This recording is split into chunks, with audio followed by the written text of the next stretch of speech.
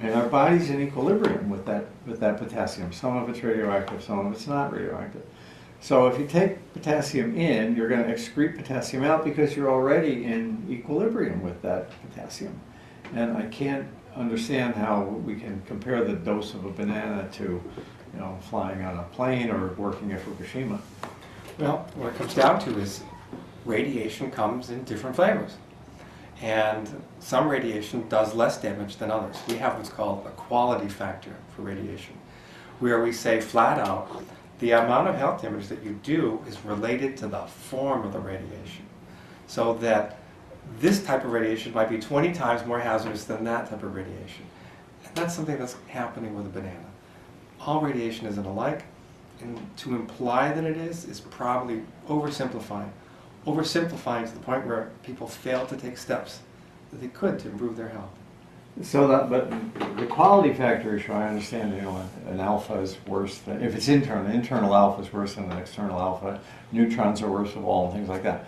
But that's for a ray or a burst of energy, most of that research. But the hot particle issue, where you're imbibing it, it's either coming in through your mouth or coming in through your lung. That quality factor has got to be greater than an external exposure from a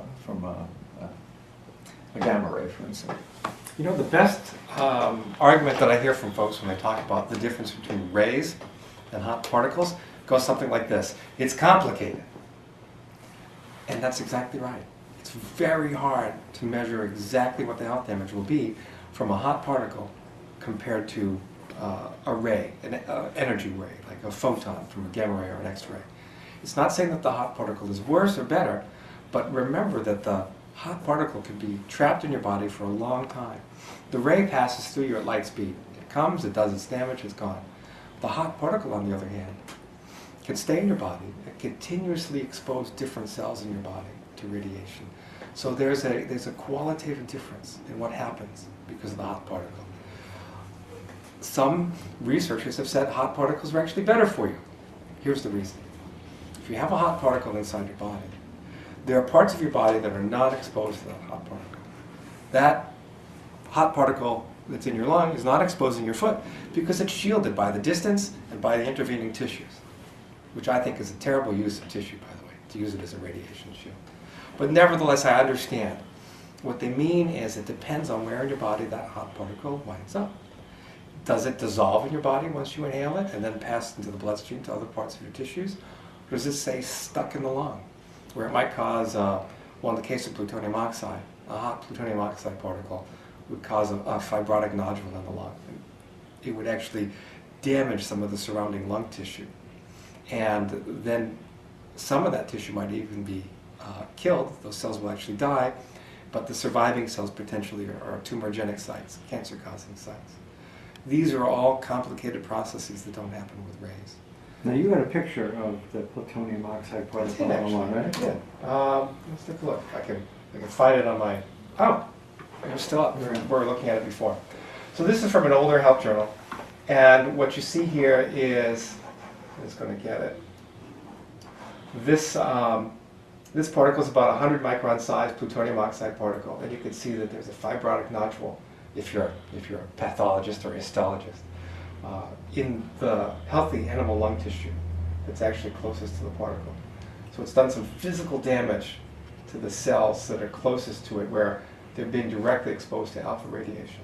So this white stuff is what a normal lung would look like. So we've got the normal healthy cells, particles, and then we've got the fibrotic nodule that's formed because of the hot particle here. And again, that's about 100 microns across, maybe a little bit more. This is 0.5 millimeter, 500 microns. You get a feel for that. Most of the hot particles we've been looking at are a lot smaller than that. For them to travel a significant distance, they really have to be more on the order of 10 microns, not 100. At that size, they can go global distances. So what we saw in Seattle in April was this really small, couple micron kind of particle. Yeah. We're seeing very small particles that are coming here to the U.S., as opposed to larger particles that would be deposited immediately around the plant.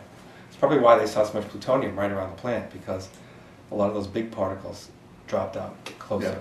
they picked it up as far as 50 kilometers away. So this is, there's a lot of, it must have been a lot in really close. And while I haven't seen the data, I would just assume that on average, the particles that are found further away tend to be smaller than the ones that are found close. Right, I got it.